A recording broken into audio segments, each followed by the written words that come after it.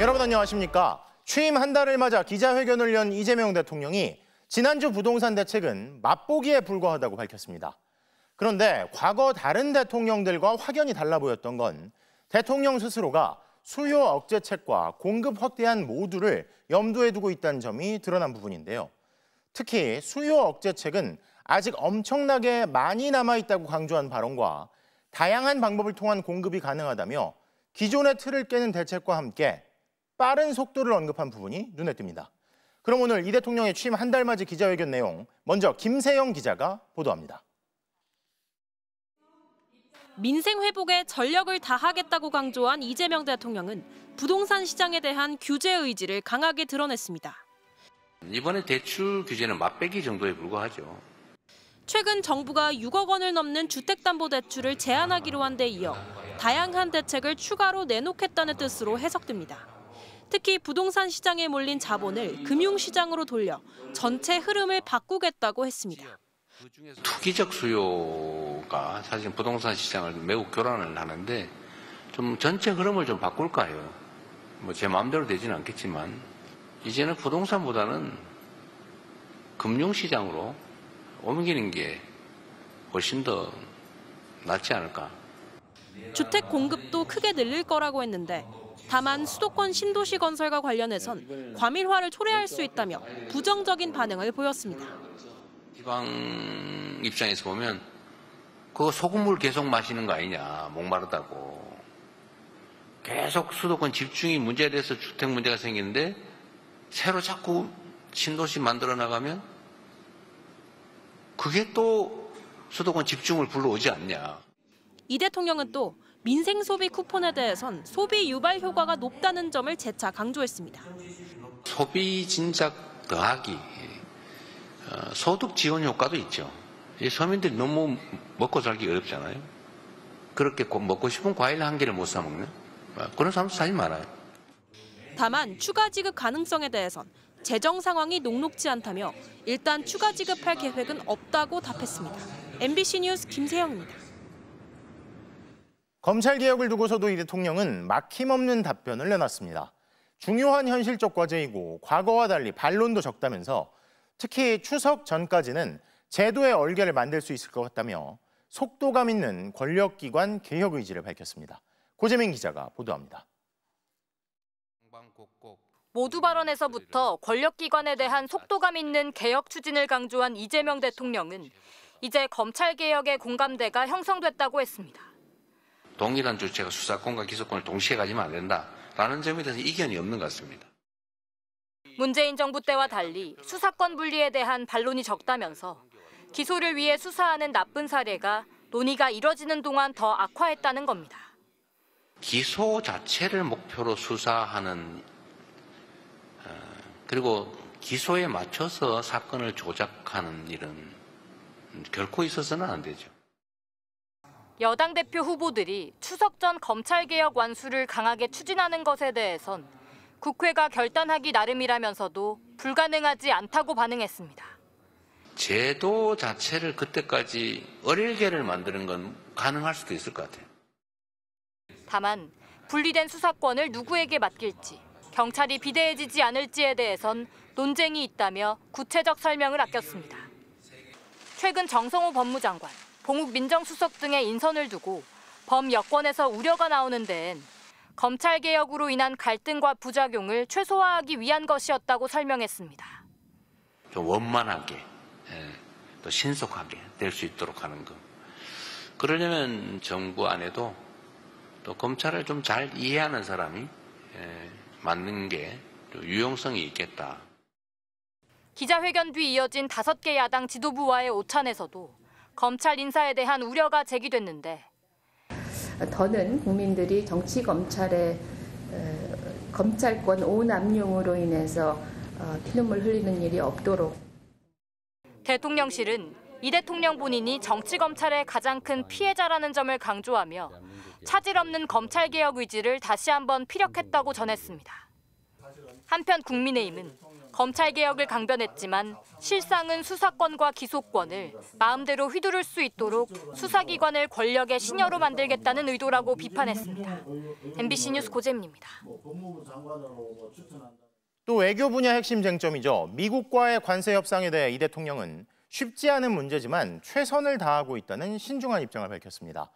또 한일 관계에 대해선 독도는 대한민국이 실효적으로 지배하는 명확한 영토라면서 다만 이런 갈등 요소 외에도 양국이 이해를 같이 하는 부분과 협력의 여지가 많다는 점을 강조하며 서로에게 득이 되는 현실적인 협력을 강조했는데요. 김정우 기자의 보도입니다. 이재명 대통령은 국익 중심의 실용 외교를 원칙으로 미국과 협상 중이지만 쉽지 않다고 했습니다. 관세 협상이 매우 쉽지 않은 건 분명합니다. 지금 최선을 다하고 있습니다. 상호 관세 유예 시한 마감일인 오는 8일을 넘길 수도 있다는 겁니다. 7월 8일까지 끝낼 수 있는지도 확언하기 어려워요. 호혜적인 그런 결과를 만들어내야 하는데 아직까지도 쌍방이 정확하게 뭘 원하는지가 명확하게 정리되지는 못한 상태입니다. 한일 관계에 대해서는 서로에게 매우 중요한 존재라면서도 과거사 문제를 청산하지 못해 서로 고통이라고 했습니다. 일본과 유연하게 협력해야 한다며 실용주의 외교 기조를 부각했지만 독도에 대한 입장은 단호했습니다. 독도를 둘러싼 영토 논쟁도 많죠. 대한민국이 실효적으로 지배하고 있는 명확한 대한민국 영토이기 때문에 분쟁은 아니고 논쟁이 조금 있는 거죠. 일본을 향해 대통령의 영토 주권 의식을 직접 밝히면서 더 이상 독도 영유권은 논쟁 사안이 아니라고 선을 그은 겁니다. 남북 관계에선 대북 방송 중단 성과를 언급하며 대화를 강조했습니다. 대화를 전면 단절하는 건 그건 정말 바보짓이죠. 한미 간의 든든한 공조 협의를 바탕으로 해서 북한과의 관계를 개선해야 되겠다고 생각해요. 한미 정상회담과 한일회담, 한중회담 등을 차례로 언급한 이 대통령은 기회가 되면 많이 만나겠다며 외교 무대를 통한 대화 의지를 드러냈습니다. MBC 뉴스 김정우입니다. 이 대통령은 또 국정 지지율 60%는 높은 숫자가 아니라면서 남은 30% 이상의 국민들을 설득해내겠다고 밝혔습니다. 또 최근 일부 인사 관련 우려에 대해선 결국 직업 공무원은 지휘자가 지휘하는 방향으로 움직일 수밖에 없다면서 국민이 하나로 모일 수 있는 국정을 하겠다며 계속 통합을 강조했습니다. 정상빈 기자가 보도합니다. 이재명 대통령은 60%를 오가는 국정 지지율에 대해 높은 숫자가 아니라고 평가했습니다. 여전히 자신을 지지하지 않는 30% 이상의 국민들이 있다면서 앞으로 이들을 설득하겠다고 강조했습니다. 심지어 20몇 %, 절대 아주 못한다 이렇게 평가한다는데 그분들까지 제가 설득해야 되는 거 아니겠습니까? 또 지지층 중 일부는 상대가 싫어서 자신을 선택했다는 것을 알고 있다며 비판적 지지를 진짜 선호로 바꾸겠다고 말했습니다. 여대 야소 지형으로 국회의 견제 기능이 약해질 수 있다는 우려에 대해서는 그것이 국민의 선택이라고 선을 그었습니다. 안 그래도 대통령 권한이 큰데 문제 아니냐. 근데 제가 드릴 수 있는 말씀은 이게 바로 국민의 선택이라는 것입니다. 내년 지방선거와 3년 뒤 총선에서 중간평가가 이뤄지는 만큼 국정 운영을 잘못하면 언제든지 구도가 바뀔 수 있다는 겁니다. 이 대통령은 앞으로의 국정 방향에 대해서는 거듭 통합을 언급했습니다. 자신은 야당이나 여당의 대표가 아닌 대한민국 전체를 대표하는 대통령이라며 국민이 하나로 모일 수 있는 국정을 하겠다고 강조했습니다. 송미령 농식품부 장관 유임 등 인사 논란에 대해선 색깔이 맞는 사람만 쓰는 것은 위험하다. 한쪽만 쓰면 끝없는 전쟁이 벌어진다고 인사 기조를 설명했고 누구와 친하다더라.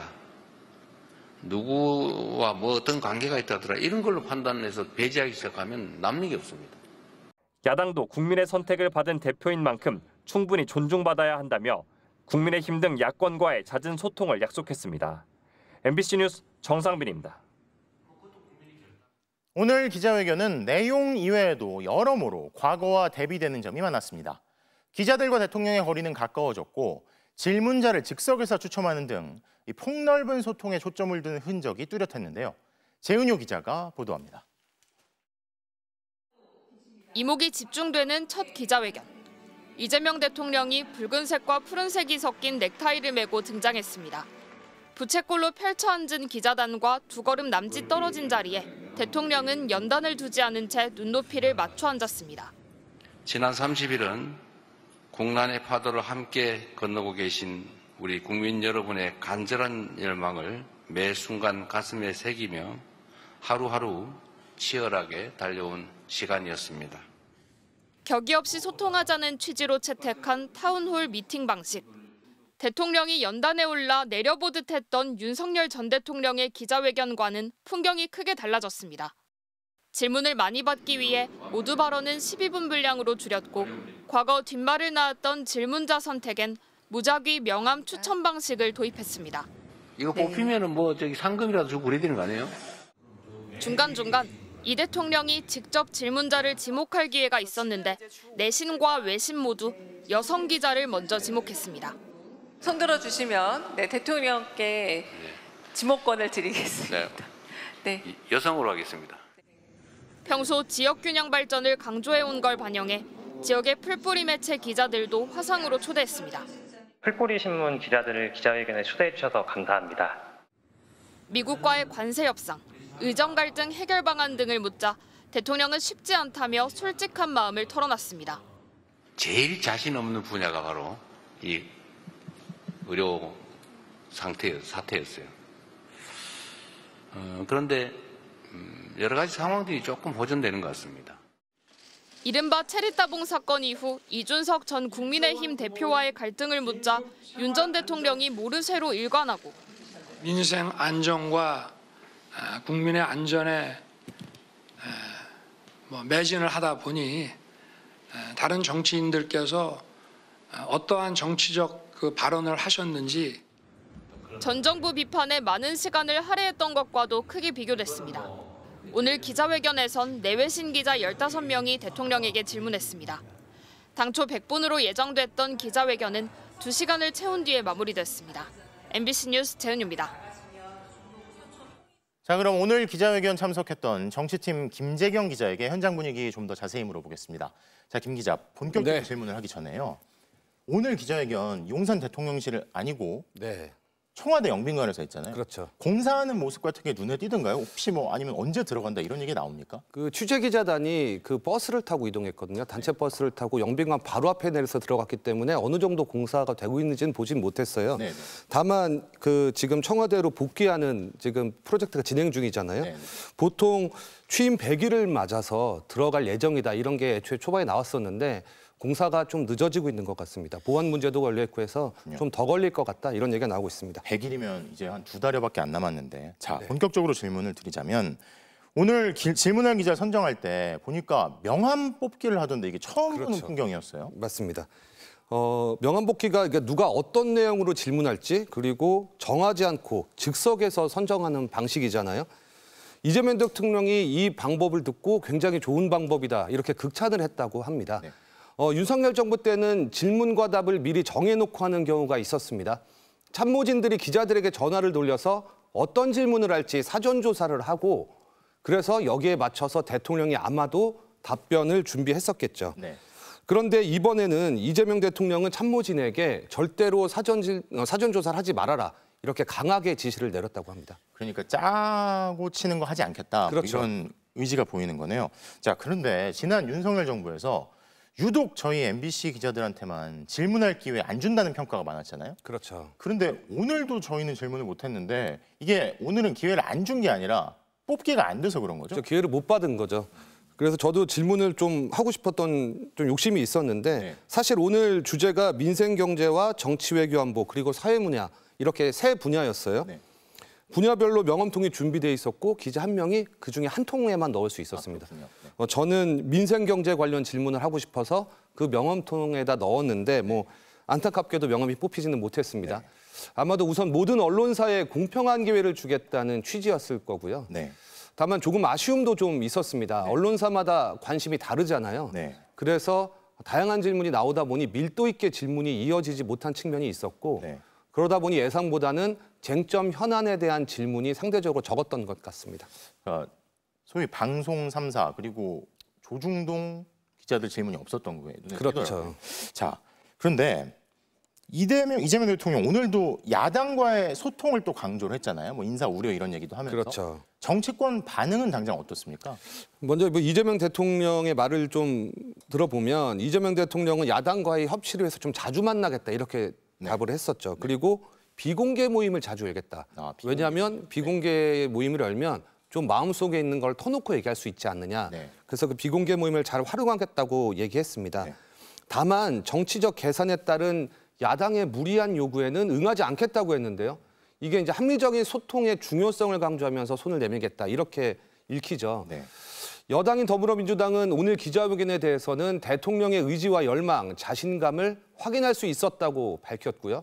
반면에 국민의힘은 역대 대통령 중에 가장 빠른 자화자찬이었다, 실망스럽다 이런 반응을 내놨습니다. 자, 그렇군요. 그래도 과거 대통령, 이 직전 대통령과는 큰 대비가 됐던 것 같습니다. 자, 김재경 기자 잘 들었습니다. 자, 이재명 대통령은 지난 한 달간 최선을 다했고 할 걸 하고 있다는 느낌을 받는다면서도 하루가 30시간이면 어떨까 하는 아쉬움이 든다고 소회를 밝혔습니다. 그리고 그 한 달이라는 짧은 기간, 대한민국에는 참 많은 변화가 있었는데요. 이 대통령의 지난 30일을 이기주 기자가 돌아봤습니다. 내란 종식과 민생 회복을 기치로 당선돼 인수위도 없이 곧바로 취임한 이재명 대통령. 박정희 정책도 김대중 정책도 필요하고 유용하면 구별 없이 쓸 것입니다. 실용적 시장주의 정부를 표방한 이 대통령의 1호 지시는 비상경제점검 TF 구성이었습니다. 30조 5천억 원 규모의 추경안을 편성했고 전 국민에게 민생회복 지원금을 약속했습니다. 위기 앞에 실용으로 답하는 정부라야 합니다. 이념과 구호가 아니라 경제와 민생을 살리는 실천이 바로 새 정부가 나아갈 방향입니다. 내각 구성과 국정 운영도 실용과 통합, 파격의 연속이었습니다. 전 정권에서 임명된 송미령 농식품부 장관과 오유경 식약처장을 지지층의 반발에도 유임시켰고 다소 어색할 수 있는 전 정권 임명 장관들과도 격이 없이 토론하며 국무회의를 주재했습니다. 여러분들 매우 어색할 수도 있고 그러긴 하지만 우리가 국민에게 위임받은 일을 하는 거니까. 군공항 이전을 놓고 인접 지자체끼리 해묵은 갈등이 반복되자 직접 현장을 찾아 해법을 모색한 건 이 대통령의 스타일이 집약적으로 드러난 장면으로 꼽힙니다. 아까 들어올 때 보니까 저한테 막 저 갇혀가지고 고함 치는 분 있던데 마이크 줄 테니까 들어와서 말씀하시라고 하십시오. 이 대통령의 실용주의는 외교 무대에서도 이어졌습니다. 취임 12일 만에 1박 4일 일정으로 참석한 G7 정상회의에서는 외교 경험이 없다는 우려가 무색할 정도로 각국 정상들과 친밀한 모습을 보였고 특히 첫 한일 정상회담에선 친중, 반일 이미지를 불식시키며 국익 중심 실용 외교를 실천으로 옮겼습니다. 마치 안마당을 같이 쓰는 이웃집처럼 우리는 뗄래야 뗄 수 없는 관계였습니다. 차이들을 넘어서서 한국과 일본이 여러 면에서 서로 협력하고. 다만 검찰개혁과 언론개혁 등 기득권의 반발을 넘어 각종 개혁 과제를 성공적으로 이행할 수 있을지는 숙제로 남아있습니다. 중동 사태와 통상 압박 등도 이 대통령이 풀어야 할 외부 변수로 꼽힙니다. MBC 뉴스 이기주입니다. 이재명 대통령이 대통령 가족과 측근의 비리 의혹을 감찰하는 특별감찰관을 임명하라고 지시했습니다. 특별감찰관은 막강한 대통령의 권한을 견제하는 중요한 역할이지만 9년째 공석이었는데요. 이 대통령은 대선 후보 시절부터 특별감찰관 임명을 약속해왔습니다. 이문현 기자입니다. 기자회견에서 이재명 대통령은 권력은 견제받아야 한다면서 특별감찰관 임명을 지시했다고 밝혔습니다. 특별감찰관 임명도 지금 국회에다 요청하라고 해놨습니다. 대통령 자신을 포함해 주변인들의 불행을 막기 위해서라고 그 이유를 설명했습니다. 되게 불편하고 그러긴 하겠지만 제 가족들, 가까운 사람들이 불행을 당하지 않도록 물론 저를 포함해서 예방하는 게 중요하다. 특별감찰관은 대통령 배우자와 사촌인의 친족, 그리고 대통령실 고위 공무원에 대한 인사청탁, 금품 수수 등을 상시 감찰하는 업무를 담당합니다. 대통령에 대한 균형과 견제가 그 역할이지만 지난 2015년 박근혜 전 대통령 당시 이석수 초대 특별감찰관 임명 이후 9년째 공석입니다. 국회가 특별감찰관 후보 3명을 대통령에게 추천하면 대통령이 3일 이내에 지명하는 방식인데 문재인, 윤석열 정부 땐 후보자 추천조차 이루어지지 않았습니다. 특히 지난해 김건희 여사 관련 갖은 의혹으로 그 필요성이 제기됐지만 김 여사 특검부터 해야 한다는 야당과 입장이 갈리면서 결국 추천이 무산됐습니다. 이 대통령은 대선 전부터 특별감찰관의 필요성을 강조했고 간신히 주변이 많다라고 하는 거는 그 신하를 쓰는 사람 태도 때문이에요. 그럼 난 왜 하나 이해가 안 돼요. 대선 후보 땐 특별감찰관을 즉각 임명하고 실질적 권한을 보장하겠다고 약속했습니다. 국민의힘은 일관되게 특별감찰관이 필요하다는 입장이었다며 후보 추천에 적극 임하겠다고 밝혔습니다.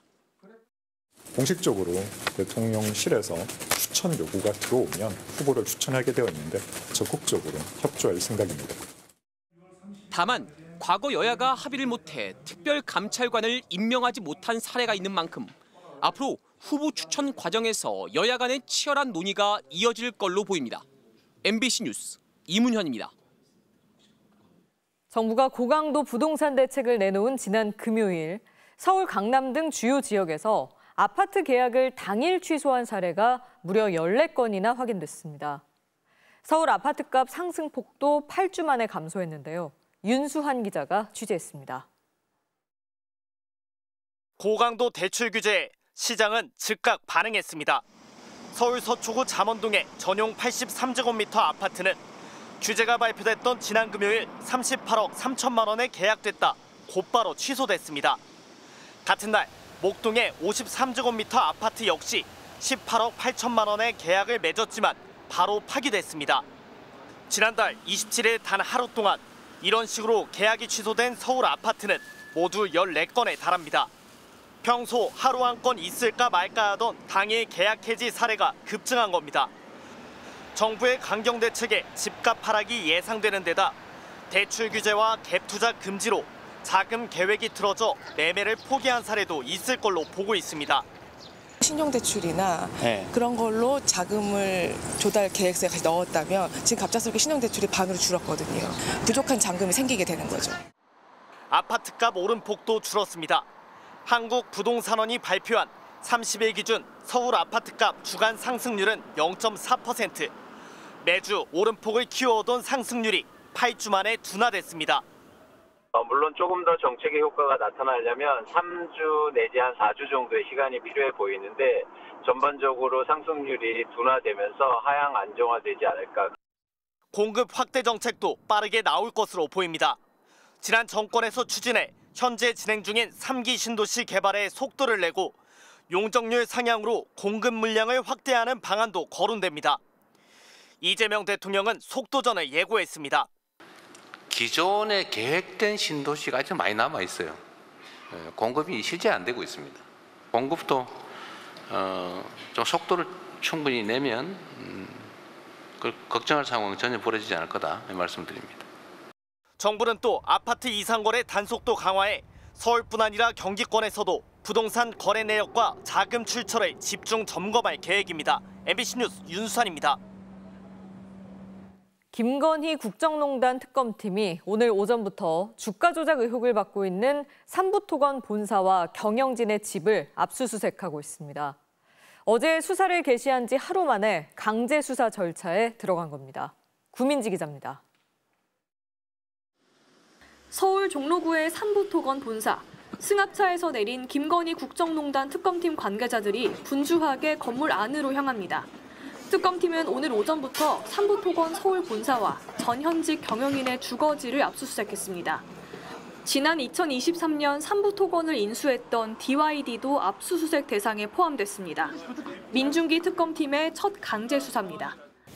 삼부토건, DYD 등 회사 6곳, 그다음에 관련 피의자 주거지 7곳 등 총 13곳에 대한 압수수색을 실시하고 있습니다. 특검팀은 디지털 포렌식 작업을 병행하며 삼부토건 컴퓨터 등에서 우크라이나 재건 사업 관련 자료를 확보했습니다. 영장에 적시된 혐의는 사기적 부정거래 관련 등 자본시장법 위반. 지난 2023년 5월 삼부토건 대표 등이 우크라이나 재건 사업을 추진할 것처럼 속여 주가를 띄운 뒤 부당이득을 취득했다는 혐의입니다. 당시 김건희 여사의 주식 계좌를 관리했던 인물인 이종호 씨가 한 단체 대화방에 3부 내일 체크라는 문자를 남겼는데 공교롭게 이틀 뒤 윤석열 전 대통령 부부가 우크라이나 영부인 젤렌스카 여사를 만났고 이후 원희룡 당시 국토부 장관은 삼부토건 임원진 등과 함께 우크라이나 재건 포럼에 참석했습니다. 이 때문에 김건희 여사가 주가 조작에 연루된 것 아니냐는 의혹이 제기됐습니다. 특검은 또 며칠 전 삼부토건 본사를 서울 중구에서 종로구로 옮기는 과정에서 증거인멸을 시도한 정황이 있는지도 확인하는 걸로 알려졌습니다. 문홍주 특검보는 삼부토건부터 강제 수사에 들어간 이유에 대해 가장 먼저 준비했고 국민적 관심사가 가장 큰 사건이라고 설명했습니다. MBC 뉴스 구민지입니다. 삼부토건의 전직 회장은 윤석열, 김건희 부부와 깊은 인연이 있는 걸로 알려져 있습니다. 이 때문에 대선 때부터 꼬리표처럼 여러 의혹이 따라다녔는데요. 이제 그 의혹들의 실체가 특검 수사에서 드러날지 주목됩니다. 구승은 기자입니다. 삼부토건과 윤 전 대통령 부부의 인연은 조남욱 전 삼부토건 회장으로부터 시작됩니다. 조 전 회장은 윤석열 전 대통령과 김건희 여사를 중매하는 등 윤 전 대통령 부부와 인연이 깊은 사이로 알려져 있습니다. 지난 20대 대선 당시엔 조 전 회장 비서실 일정표를 통해 윤 전 대통령이 10여 년 전 특수부 검사 시절부터 꾸준히 골프 접대 등을 받았다는 의혹이 제기됐습니다. 봐주기 수사 의혹도 있었습니다.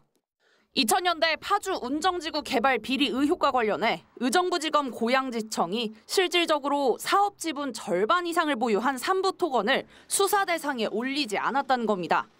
당시 주임 검사는 윤 전 대통령이었습니다. 윤정한테 제일 걸렸거든요. 첫 번째 고양이 방금 장사. 그때 고양이에 있었어요. 집정지에서 걸린 거야. 그렇죠. 이거 도저히 안 된다는데 봐줄 수는 없다는 의견도 거기서 연관이 봐달라는 알겠지만. 윤 전 대통령은 10년간 조 전 회장과 만나거나 통화한 사실도 없다. 봐주기 수사를 한 적이 없다고 반박했습니다. 조남욱 전 회장의 삼부토건은 2015년 법정 관리에 들어갔고 이후 새로운 회사에 인수되면서 실질적인 소유주는 조성욱 전 회장으로 바뀌었습니다. 조남욱 회장하고 그다음에 조성욱 회장이 관계가 없다고는 그렇게 일각에서는 얘기를 하는데 저는 그것도 사실 쉽게 믿어지지가 않는 것이 윤 전 대통령이 현재 삼부토건과 어떤 관계를 맺었는지 확인되진 않았지만 주가 조작 의혹에서는 김건희 여사의 계좌를 관리했던 이종호 전 블랙펄 인베스트 대표의 이름이 등장합니다. 삼부토건과 윤석열, 김건희 부부의 질긴 인연이 특검 수사에서 규명될지 주목됩니다. MBC 뉴스 구승입니다. 이번엔 내란 특검 수사 소식 알아보겠습니다. 어제 한덕수 전 국무총리를 조사한 특검이 오늘은 김주현 전 민정수석과 김성훈 전 대통령 경호처 차장을 불러 조사하고 있습니다. 특검 사무실이 위치한 서울고검 취재기자 연결해보겠습니다. 윤상문 기자, 아직 두 사람 조사가 진행 중인가요? 네, 그렇습니다. 오늘 오전 9시 반을 전후해 김주현 전 민정수석과 김성훈 전 대통령 경호처 차장이 내란 특검에 출석했는데요. 두 사람 다 취재진의 질문에 별다른 답을 하지 않고 서울고검 청사 안으로 들어갔습니다. 체포 저지 혐의 관련해서 오신 건가요? 네, 수고 많으십니다. 한 말씀만 국무회의 관련해서 조사받으러 오신 거 맞나요? 네. 김주현 전 민정수석은 12.3 비상계엄 이튿날 열린 이른바 안가 모임에 참석했던 법조 4인방 중 한 명입니다. 다른 참석자들은 박성재 전 법무부 장관, 이상민 전 행정안전부 장관, 이완규 전 법제처장이었죠. 모두 윤 전 대통령의 측근들이고 법조인 출신이라는 점에서 불법 계엄을 정당화하려고 모인 것 아니냐는 의혹을 받고 있지만 이들은 연말 모임이라고 해명해왔습니다.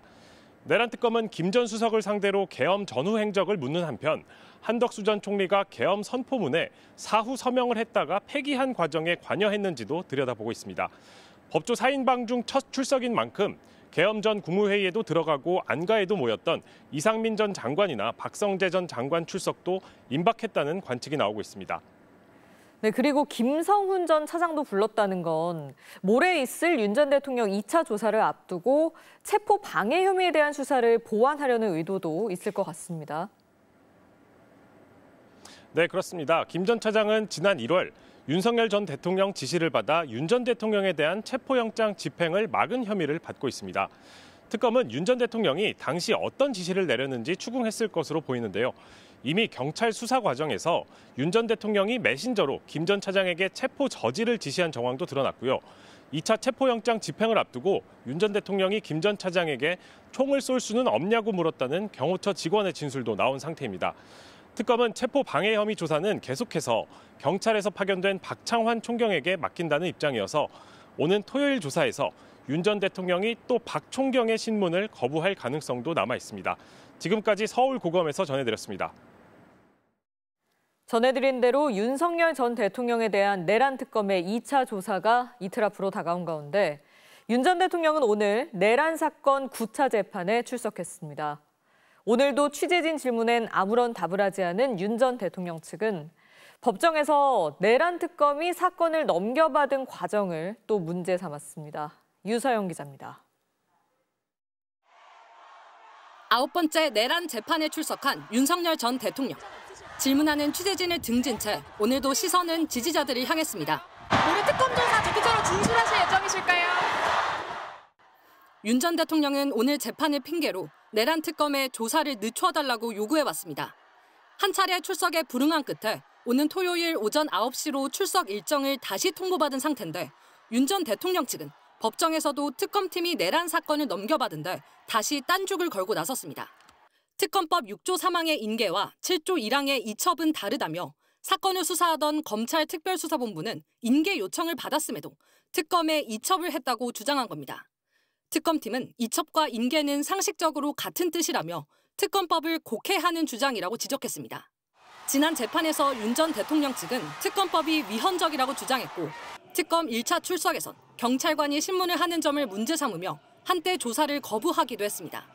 이 때문에 특검의 수사 범위가 변호인들의 수사 방해 혐의까지 확대됐는데 이 업무를 담당할 경찰관들도 오늘 특검에 파견됐습니다. 9차 재판에선 12.3 비상계엄 준비 정황이 추가로 드러났습니다. 권영환 전 합참 계엄과장은 지난해 여인영 전 방첩사령관과 박안수 전 육군참모총장이 합참 계엄 업무에 관심을 보였다고 증언했습니다.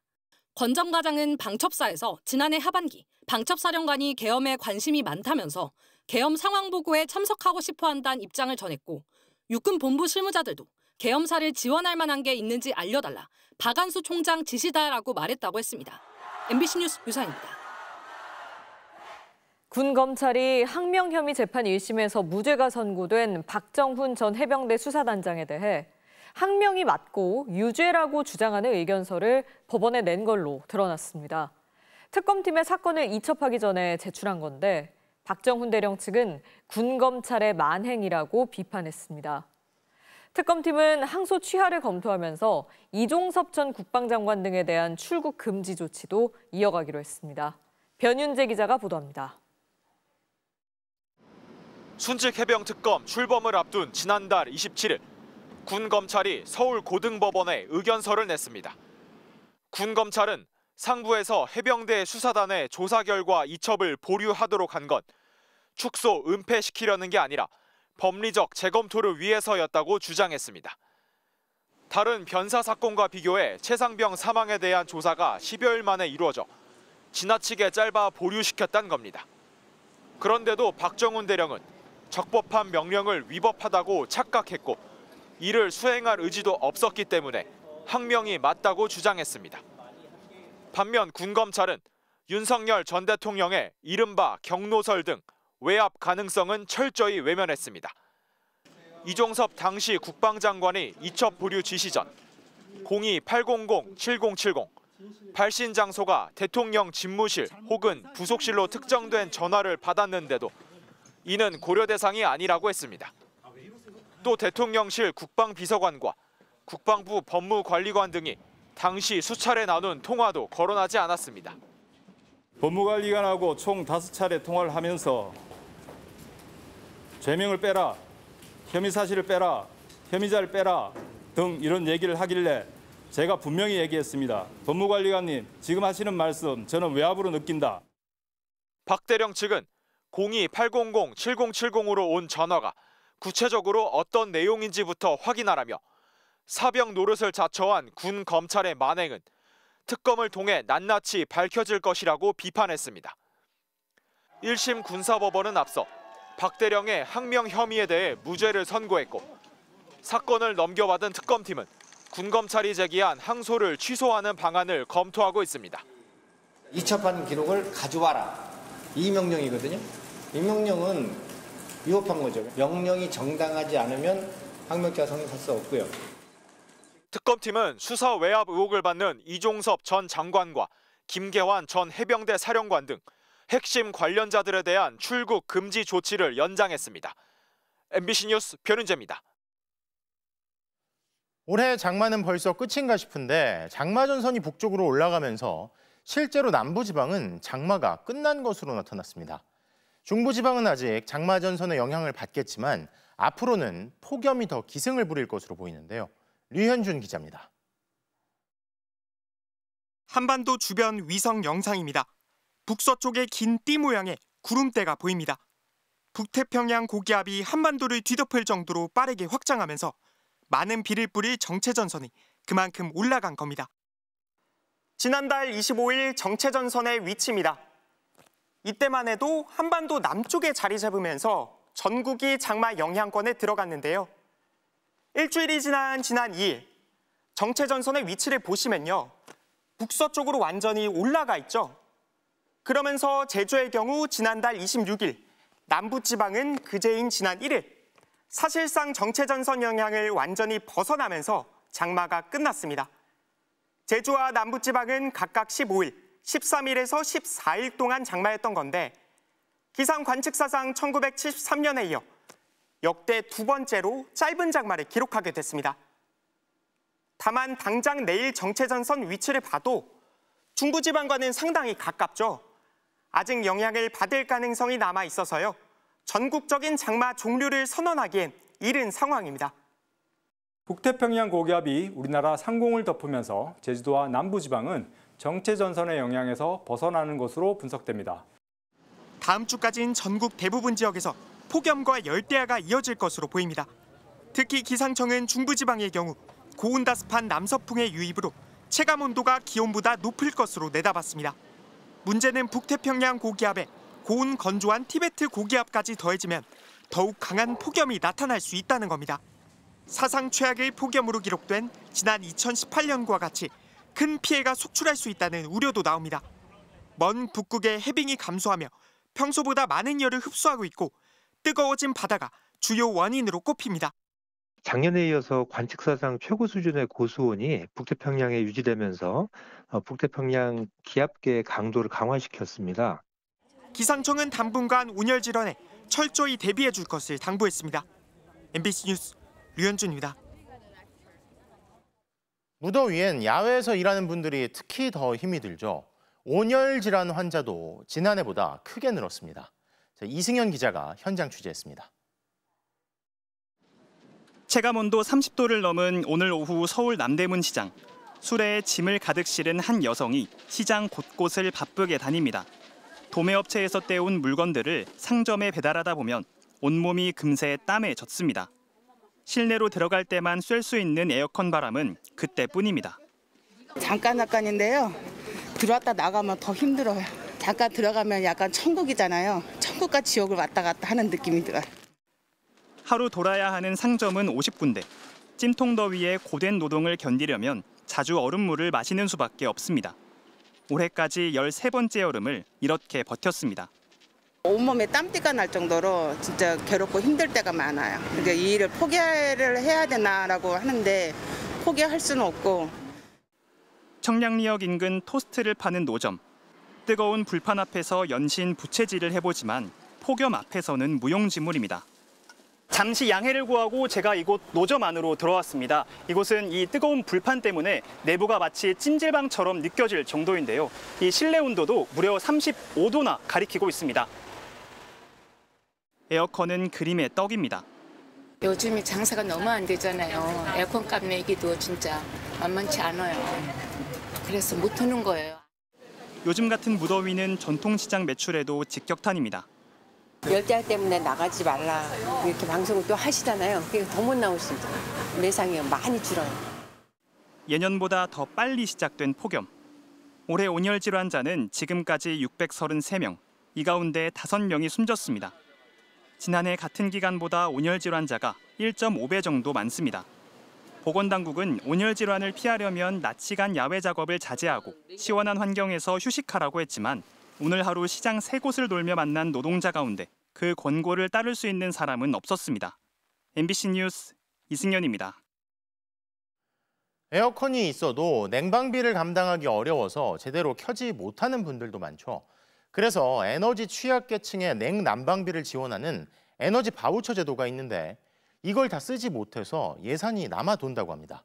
유태경 기자가 취재했습니다. 낮 최고 31.4도까지 오르며 나흘째 폭염 경보가 이어진 부산. 체감온도가 33도를 넘었지만 비싼 전기요금 때문에 에어컨 가동은 엄두도 내지 못합니다. 별로 없죠. 계속 틀면 돈이 많이 나오잖아요. 그런데 최 씨는 기초생활수급자로 연간 30만 원의 냉난방비를 지원받을 수 있습니다. 에너지 바우처 제도라는 건데 구청에 확인해 보니 심지어 신청되어 있는 상태였습니다. 하지만 냉방비를 쓰고 다시 차감 신청을 해야 하는 등 70대 노인에겐 사용 방법이 어려워 최 씨는 결국 에어컨 버튼을 제대로 눌러본 적이 없었습니다. 이게 또 하려면 그 설치가 돼야 되는 거 아니에요? 설치하는 그런 게 아닌데. 내가 잘 몰라서. 지난해 전국 에너지 바우처 예산은 약 6,800여억 원. 하지만 실제 사용률은 70.8%에 그쳤습니다.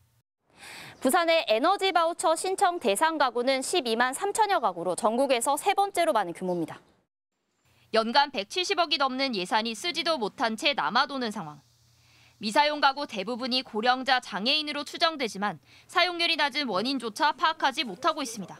신청을 하라고는 하는데 사용하기도 너무 복잡하고 어렵기도 한데 부산시가 전혀 적극적으로 나서고 있지는 않은 상황이라. 지자체들이 매년 에너지 바우처 미사용 가구를 조사해 사용을 권장하겠다는 말만 반복하고 있는 사이 연간 예산 미사용률은 30%에 달하고 있습니다. MBC 뉴스 유태경입니다.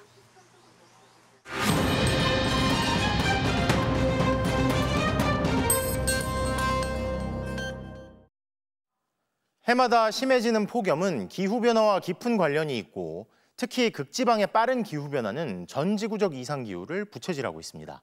지금 북극점 인근에서 MBC 취재팀이 극지방의 기후변화를 취재 중인데요. 노르웨이 스발바르 제도에서 김현지 기자입니다. 이곳은 북극점 바로 아래 북위 78도에 위치한 스발바르 제도입니다. 북극점과 제일 가까운 사람 사는 마을이 있는 곳입니다. 저희 취재팀은 극지연구소와 함께 이 연구선을 타고 스발바르 제도 곳곳에 있는 바닷물이 들어찬 빙하 침식 계곡 피오르를 취재하고 있습니다. 지금은 콩스 피오르인데요. 저 뒤로 보이는 거대한 하얀 얼음 덩어리는 크라운 빙하입니다. 그 높이만 30m를 훌쩍 넘는데 지난 몇 년 사이 빙하의 앞부분이 계속해서 뒤로 후퇴하고 있습니다. 바로 옆에는 이 꼭대기에만 눈이 남은 산이 있는데요. 물줄기가 흘러내려오고 있고 그 앞부분만 간신히 빙하가 붙어있는 모습입니다. 이곳 스발바르 제도는 전체 면적의 약 60%가 빙하로 덮여 있습니다. 하지만 이 빙하들은 빠른 속도로 녹고 있습니다. 하얀 눈으로 덮여 있어야 될 산은 거뭇거뭇한 색깔로 많이 바뀌었습니다. 북극권이지만 그렇게 춥다고 느껴지지도 않는데요. 실제로 취재 중에도 기온이 영하로 떨어지는 날은 거의 없었습니다. 세계 기상기구는 이 북극의 겨울철 기온 상승폭이 전 지구 평균의 3.5배 이상이라고 발표했습니다.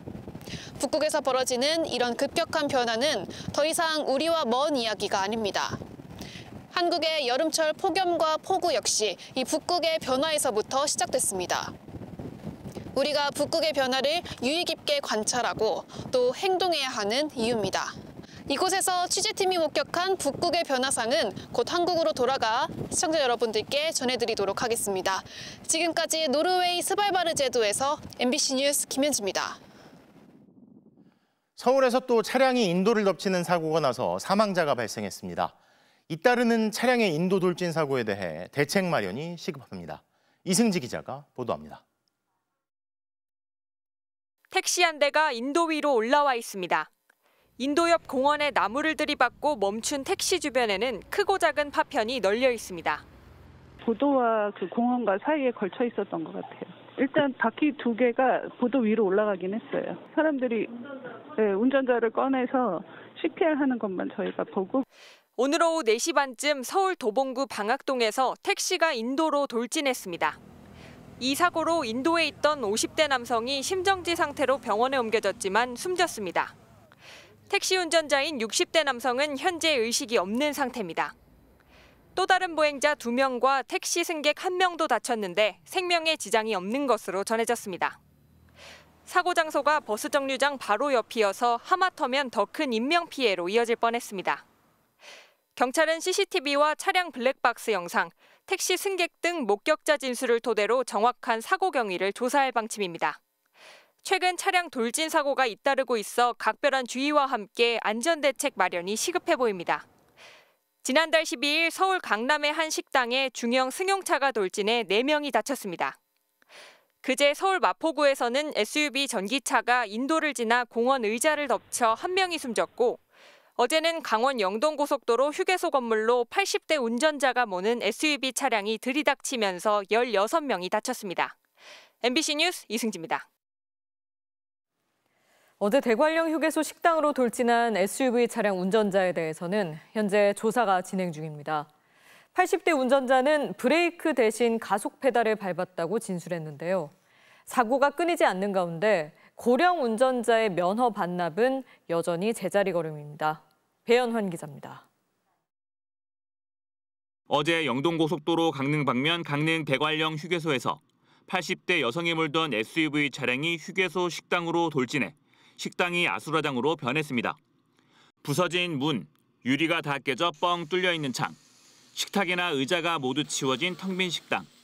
사고 여파가 아직 채 가시지 않은 휴게소 식당 내부를 바쁘게 수리하고 있습니다. 수리 작업은 곧바로 시작됐지만 최소 열흘 이상 휴게소 식당은 이용할 수 없는 상황입니다. 그건 이제 봐야죠. 상황에 따라서 변경이 될 수 있기 때문에 저희가 잡기로는 7일에서 한 열흘 정도 잡고는 있습니다. 사고 피해자 가운데 중상자 3명은 입원 치료를 받고 있는데 다행히 생명에는 지장이 없는 것으로 알려졌습니다. 82살 여성 운전자가 주차를 하다 브레이크 대신 가속 페달을 밟았다고 진술함에 따라 일단 운전자를 상대로 초동 조사를 한 뒤 이르면 다음 주쯤 사건을 강릉 경찰서로 이송할 예정입니다. 일단 지금 우리가 자료가 다 들어와야 되니까 저희가 이제 다 들어와서 조사해서 이제 강릉 경찰서 이송시켜야 돼요. 지난해 65세 이상 고령 운전자가 낸 사고는 4만 2천여 건. 고령 운전자의 교통사고 비율은 2020년 14.8%에서 지난해 21.6%로 껑충 뛰었습니다. 고령 운전자들이 면허를 반납하면 상품권을 주는 등 지자체별로 여러 가지 지원책을 마련하고 있지만 지난해 고령 운전자 면허 반납률이 7%대에 그치며 실효성이 없는 실정입니다. 고령 운전자들로 인한 교통사고를 줄일 특단의 대책 마련이 시급해지고 있습니다. MBC 뉴스 배현환입니다. 지난주 부산에서 부모가 집을 비운 사이 불이 나 초등학생 자매가 숨지는 사고가 있었는데요.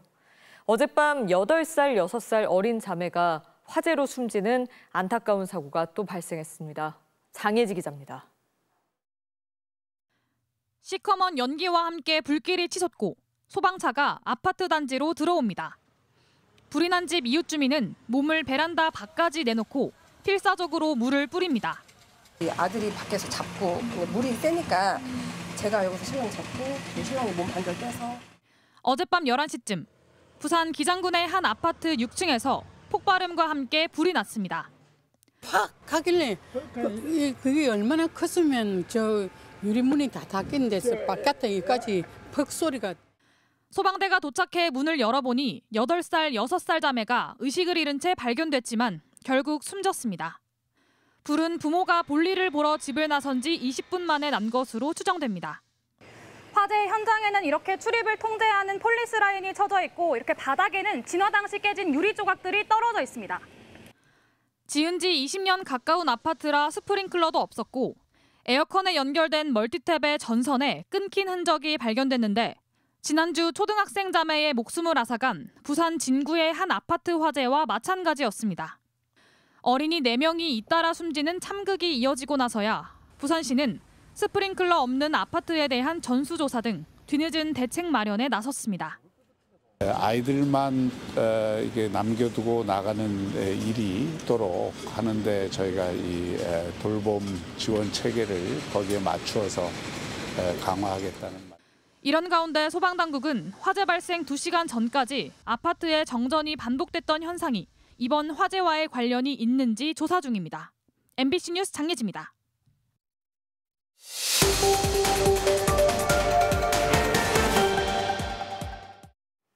소액주주들의 권리를 강화하는 내용의 상법 개정안이 여야 합의로 국회를 통과했습니다. 주가 상승에 도움이 될 거라는 기대가 일면서 오늘 코스피 지수는 3년 9개월 만에 최고점을 돌파했는데요. 재계에서는 여전히 이 법안이 기업 활동을 위축시키는 반기업 법안이라는 우려의 목소리가 나옵니다. 맞는 얘긴지 팩트체크 알고 보니에서 손구민 기자가 따져봤습니다. 국회를 통과한 상법 개정안에서 우선 주목되는 부분은 이사의 충실 의무를 회사에서 주주로 확대했다는 점입니다. 이사들이 기업을 경영하면서 회사의 이익뿐만 아니라 주주의 이익도 부당하게 침해해선 안 된다는 겁니다. 재계는 이렇게 되면 주주들이 손해 입을 때마다 경영진에게 소송을 남발할 수 있다고 주장합니다. 지나친 소송의 위험에 노출되지 않도록 그 남용의 우려가 큰 배임죄 문제. 지금까지는 사측이 총수 일가의 이익을 위해 부당한 인수합병으로 주주들에게 손해를 끼쳐도 주주들의 입장에서는 피해를 회복하는 게 사실상 불가능에 가까웠습니다.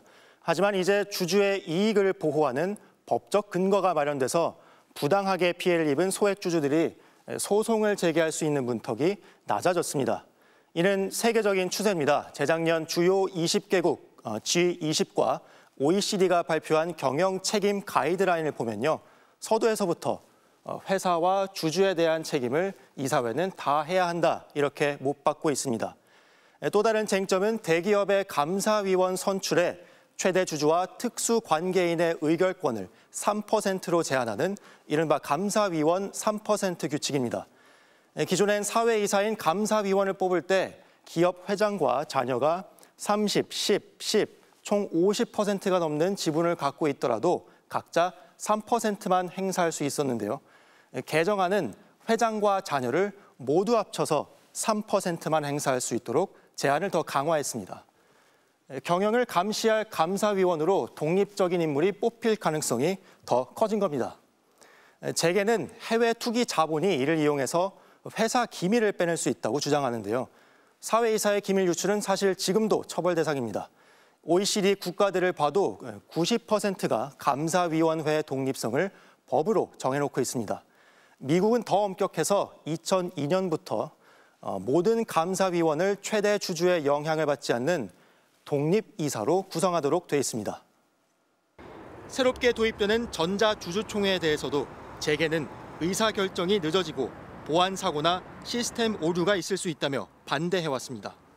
하지만 전자주총 역시 코로나19를 계기로 확산돼 현재 OECD 국가 중 약 80%에서 큰 사고 없이 시행되고 있습니다.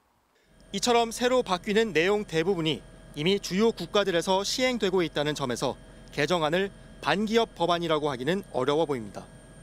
특히 소액 주주들의 이사 선출 의결권을 늘려주는 집중 투표제와 감사위원을 별도로 뽑는 분리 선출제도 확대가 야당의 반대로 제외돼 영향은 제한적일 것으로 보입니다. 알고 보니 손구민입니다. 지금 일본은 7월 대지진설로 뒤숭숭한 분위기입니다. 2011년 동일본 대지진보다 3배 강한 대지진이 발생할 거란 얘기가 나오는 건데요. 최근 일본의 한 지역에서만 지진이 1000번 넘게 일어나 공포가 번지고 있습니다. 도쿄에서 신지영 특파원이 보도합니다. 일본 규슈 가고시마현 남쪽 도카라 열도. 지난달 21일부터 오늘 낮까지 열흘 정도 사이에 진도 1 이상의 지진이 1000번 넘게 관측됐습니다. 잦을 때면 과거 300여 차례씩 지진이 일어나긴 했지만 1000번 넘는 지진은 매우 이례적입니다. 대부분 진도 1에서 3 수준이지만 오늘 오후엔 진도 6 약의 강진이 일어나기도 했습니다. 先ほど鹿児島県十島村で最大震度6弱を観測する強い地震がありました。 인근 섬 주민들은 벌써 2주 가까이 불면의 밤을 보내고 있습니다. 인명피해는 없다고 해도 산 일부가 무너지고 바닥이 갈라졌습니다. 한 주민은 언제든 대피할 수 있도록 문 앞엔 헬멧과 비상용품이 든 가방을 넣었습니다. もうちょっとした揺れでも目が覚めますよ。で、なんかこう寝た感じがしないんですよ。今のところ地震については今後どうなるかということは私たち申し上げられません。いつ終わるかもわからないし。 이토록 이례적으로 잦은 지진이 더 큰 지진 혹은 화산 폭발의 전조가 아니냐는 괴담도 일부 온라인에선 꽤 등장하고 있습니다. 도카라 지역의 잦은 지진은 대지진 전조라는 속설이 있는 데다 예지몽으로 유명한 어느 만화가가 동일본 대지진보다 3배 강한 지진이 온다고 밝힌 시기가 이번 달이기 때문입니다. 이런 괴담이 널리 알려진 홍콩에선 실제로 일본 방문객 수가 감소하고 있고 국내에서 일본을 오가는 노선 일부의 항공권 가격 역시 뚝 떨어졌습니다. 今の科学技術におきましてはその3ついわゆる地震予知はできませんので 실제로 일본 정부는 난카이 해곡 대지진이 30년 안에 80% 확률로 일어날 수 있으며 30만 명 가까이 목숨을 잃을 것으로 추정하고 있습니다. 다만 당장 이번 달 일어난다고는 장담할 수 없다고 했습니다. 그러면서 피해를 최소화하기 위한 기본 계획을 11년 만에 대대적으로 개정하는 등 다가올지 모를 대형 재난에 단단히 대비하는 모양새입니다. 도쿄에서 MBC 뉴스 신지영입니다. 동아시안컵에 출전하는 축구대표팀이 오늘 소집돼 본격적인 경쟁에 돌입했는데요. 측면 수비수 이태석은 아버지 이을용이 이 대회에서 남긴 오명을 자신의 실력으로 씻어내겠다는 각오를 다졌습니다. 손장훈 기자입니다. 섭씨 30도가 넘는 무더위 속에서 첫 소집 훈련을 시작한 대표팀. 홍명보 감독은 이번 대회가 월드컵을 향한 국내파들의 시험 무대가 될 것이라고 강조했습니다. 테스트라는 명목하에 전쟁에 들어섰다고 생각이 듭니다. 우리 선수들. 포지션 경쟁에 있어서 얼마만큼 선수들이 따라와 주느냐가 굉장히 중요하다고 생각이 드는데. 특히 홍 감독이 고심 중인 왼쪽 측면 수비수 포지션에선 이태석이 야심찬 도전장을 던졌습니다. 지난 3월 오만전부터 4경기 연속 선발 출전하며 경쟁에서 우위를 점하긴 했지만 확실한 주전 자리를 붙이겠다는 각오입니다.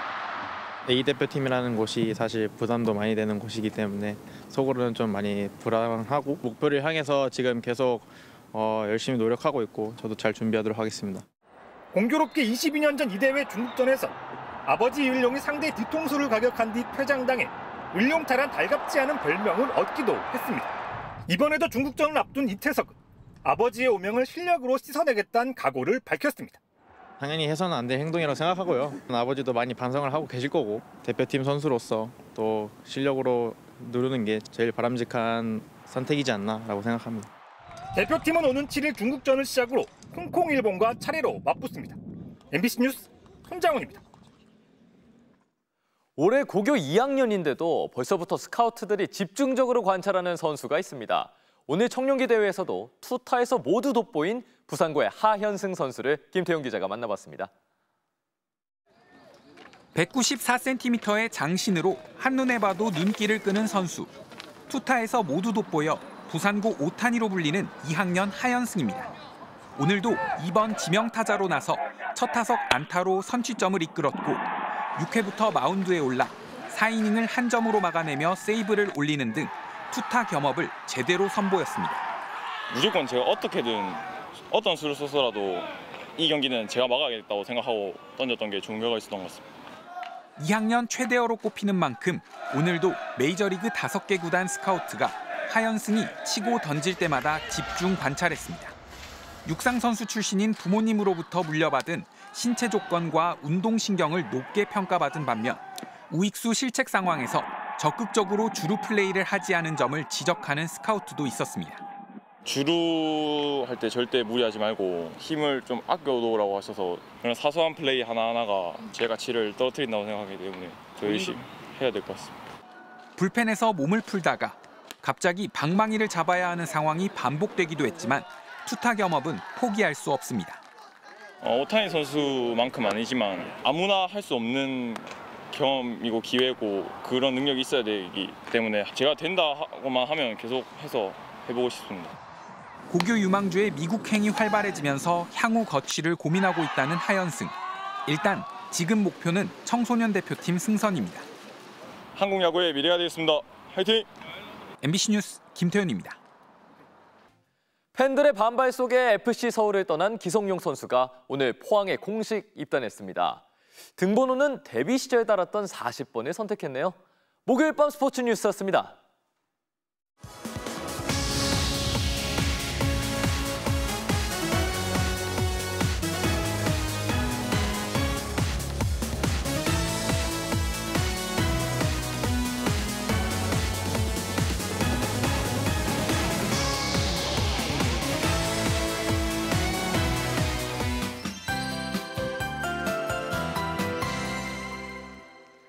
작년엔 기록적인 열대야로 몸살을 앓았는데요. 올해도 만만치 않아 보입니다.